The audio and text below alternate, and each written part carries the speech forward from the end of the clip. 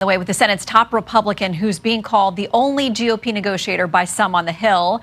As the House remains without a speaker, we talked about all these things. I asked Senate Minority Leader Mitch McConnell about his health. In the midst of all these challenges, he says he's doing great and has a clean bill of health. So we dove into these foreign policy conversations. I think we're confronted with a major international situation. If you go back to the fall of the Berlin Wall, it was widely said that we went into a holiday with history. We had a couple of conflicts related to terrorism in Afghanistan and in Iraq, but no big power competition. Fast forward to today, we still have the terrorist challenge, which the Israelis are trying to deal with. And we have big power competition from China, Russia. So in many ways, the world is more endangered today than it has been in my lifetime. So the question is America going to lead? I think the Biden administration sent the wrong signal when they had the disastrous withdrawal from Afghanistan. I think that was like giving a green light to Putin to go into Ukraine. And we see that Iran, the principal sponsor of terrorism, sending drones to the Russians and attacking Hezbollah, in this particular situation, Hamas, attacking the Israelis with drones. So it's all connected. That you can't separate out one part of it and say, oh, we're only going to deal with this. It's all connected. So the White House is now coming forward with a $105 billion request, and they are linking all these things: Israel, Ukraine, Taiwan, the southern border. A number of your GOP colleagues object to that. But let's start with Senator Rand Paul. He says this. Our deficit this year will exceed $1.5 trillion.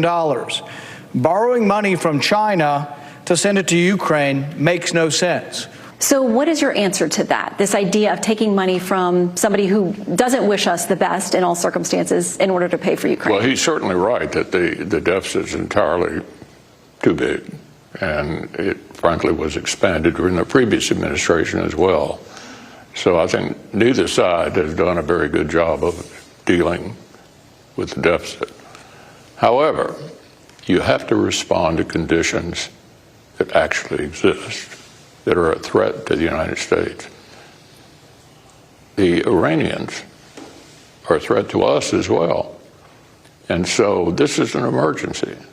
It's an emergency that we step up and deal with this axis of evil: China, Russia, Iran, because it's an immediate threat to the United States. And so we'll see what the supplemental looks like. We're going to take a good hard look at it. And I and most of my members believe we need something credible on the border as well. I mean, if we're going to challenge, accept the financial responsibility of helping our allies, we certainly want to do something to help ourselves.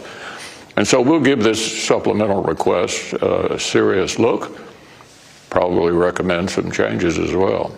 Well, some critics say they don't want everything bundled because they do think that those are separate crises. Josh Hawley, Rick Scott both say they don't support that idea. Here's something that came from Senator J.D. Vance after the president's remarks. He said this. I think what the president did is completely disgraceful. If he wants to sell the American people on $60 billion more to Ukraine, he shouldn't use dead Israeli children to do it. It was disgusting. Now, Senator Vance told me he thinks the president should have to come and make the argument on each of these separate priorities, and no one, especially not Republicans, should be giving him cover on something like explaining to us what the goals are in Ukraine and how long that's going to last. Well, there are some differences of opinion among Republican senators about this.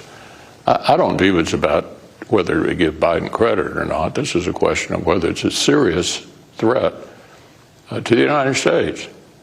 If the Russians aren't defeated, they'll go into a NATO country next. And the notion that somehow our Asian allies are unconcerned about Ukraine is completely wrong. The Prime Minister of Japan said, if you want to send President Xi a message, beat the Russians in Ukraine. the South Koreans, the Japanese, Taiwanese are all interested in what's happening over in Ukraine because they know President Xi is watching that. President Xi recently declared that they had an endless friendship with the Russians. What more do you need to know about how relevant Ukraine is to Asia and to the Middle East? So Putin is over there this week in Beijing, been meeting with Xi. How worried are you about them looking from the outside and watching things like Axios reporting that artillery shells that we had designated for Ukraine are now having to be diverted to Israel? Taiwan has millions of dollars worth of orders for equipment and artillery that we've been unable to fulfill for them. What do you make of what China must be thinking watching all of that? Yeah, one of the best things about this from a U.S. point of view is when we give older equipment to the Ukrainians, for example, we are rebuilding our industrial base in this country. There are jobs being created by the help that we're providing Ukraine in 38 different states and rebuilding our industrial complex for the more serious big power threat in Asia. So the notion that our assistance for Ukraine is not helpful to us is simply not factual. We need to get more serious about Iran. This administration flirted with Iran on the nuclear deal again. Senator Cotton and I've joined him to have a bill to freeze the $6 billion that was supposed to be sent to the Iranians related to the hostage release. They shouldn't get a penny of it, and it ought to be law, not just left up to the discretion of the president. So the main point I'm trying to make here is that you can't just take out part of this. It's an overall effort by the Chinese, the Russians, the Iranians to go after the free world. And the Israelis are feeling the pinch at the moment more than anyone else, and we need to stick with them because what's going to happen here very quickly. And by the way, the Chinese made no reference to Israeli problems. They just talked about the Hamas. We know which side they're on, and we need to view this as a worldwide problem, is my point. Do you think, because many Americans want the government to speak as one voice where they can, the Senate, the White House, on issues of import like Iran, I mean, where we have a clearly defined position or relationship with them. Do you think this White House has been a good partner with the Senate, with Republicans, when it comes to issues of foreign policy? Well, look, I'm generally supportive of the president's approach here and viewing this as a worldwide problem. On the domestic side, I can't think of a single thing I support the Biden administration has done. They are, for example, the creator of 40-year inflation as a result of the massive spending they engaged in the last Congress. So generally speaking, I think this has been a left-wing administration that I don't support. However, when it comes to foreign policy and defense, I like the way it used to be, where we would get together and try to do the right thing for our country and for our allies.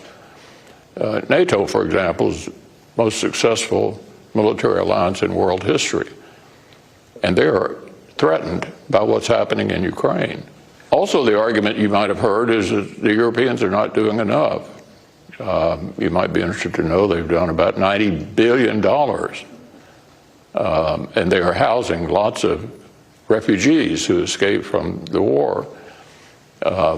We're providing more military, but they're providing more humanitarian and taking care of people who escaped from Ukraine during this. So I think that NATO countries are by and large carrying their load, and some of these countries, these smaller countries, are spending more as a percentage of gross domestic product on helping the Ukrainians than we are. To this point where there's sort of a collision of the foreign policy and a domestic issue here, I want to ask you about Senator Menendez. The superseding indictment now in his case says he essentially, the allegations are that he did things to benefit Egypt in exchange for things of value or promises of things of value and didn't register as a foreign agent. That's quite an allegation to make against a sitting senator. Do you think he should resign? Should due process play out in the courts? What do you make of the allegations? Well, I think that's something Senator Schumer and the Democrats have to decide how to deal with. And I'm not going to give him advice about how to deal with it. Let me just say this. I'm glad he's not a Republican. Well, you've got some Republican issues over on the House side. Any advice for those folks over there as they try to figure this out? I hope they can get a speaker sometime soon, because it does send, I think, a poor message to our allies and our enemies around the world. And we also have work to do. We have appropriation bills to pass. We have a supplemental to deal with. So I'm pulling for them to finally wrap this up sometime soon. Leader, we thank you for your time. Thank Good to see you. So amidst all those issues, thousands of people now rallying and demonstrating in favor of a state of Palestine. That's all over the country. They're protesting Israel's actions in Gaza as well. We'll bring in Congressman Adam Smith to react to the nationwide protests next.